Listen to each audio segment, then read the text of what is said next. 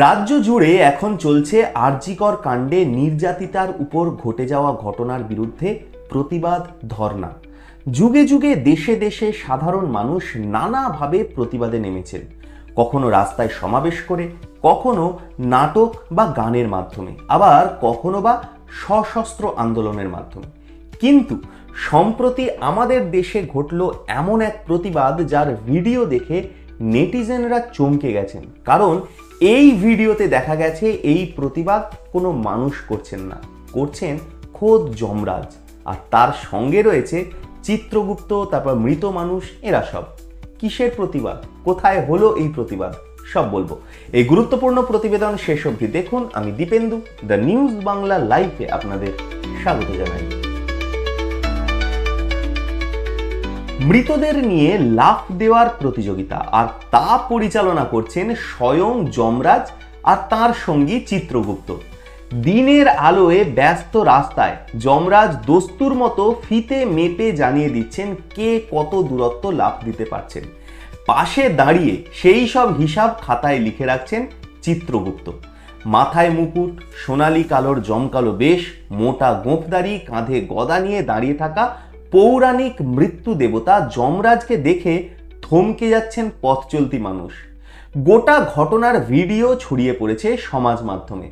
কার্তিক রেড্ডি নামের এক ব্যক্তির এক্স হ্যান্ডেলে এই ভিডিওটা পোস্ট করা হয়েছে। সেখানে দেখা গেছে জল কাদা ভর্তি বড় বড় গর্ত, আর সেগুলো এক লাফে পেরিয়ে যাচ্ছে কখনো কোনো এক কঙ্কাল, তো কখনো সাদা পোশাক পরা ভূত। কর্ণাটকের উদুপিতে এমনই এক অভিনব প্রতিবাদের আয়োজন করেছিলেন স্থানীয় বাসিন্দারা। প্রতিবাদকারীরা সেজেছেন যমরাজ, কেউ সেজেছেন চিত্রগুপ্ত, কেউ সেজেছেন অশরীরীর সাজে। দেখুন সেই মজার ভিডিও।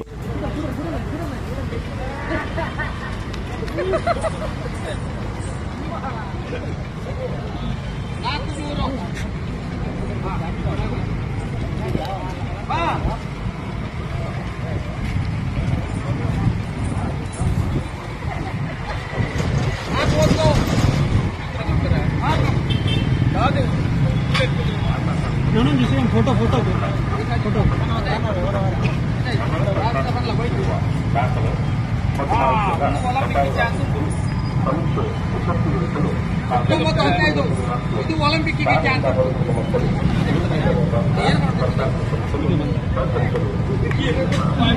উদুপির রাস্তার বেহাল দশা নিয়ে প্রশাসনের দৃষ্টি আকর্ষণের জন্য এই অভিনব পন্থা নিয়েছেন বলে সংবাদ মাধ্যম সূত্রে খবর।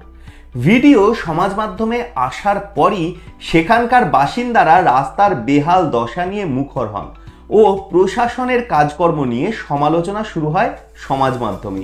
সত্যি প্রতিবাদ করব মনে করলে কি না কি সব উপায় বের করা যায়, তাই না? আপনারা কি বলেন? আপনাদের মূল্যবান এবং গুরুত্বপূর্ণ মতামত জানান দ্য নিউজ বাংলা লাইভের কমেন্ট সেকশনে, আর দেখতে থাকুন দ্য নিউজ বাংলা লাইভ।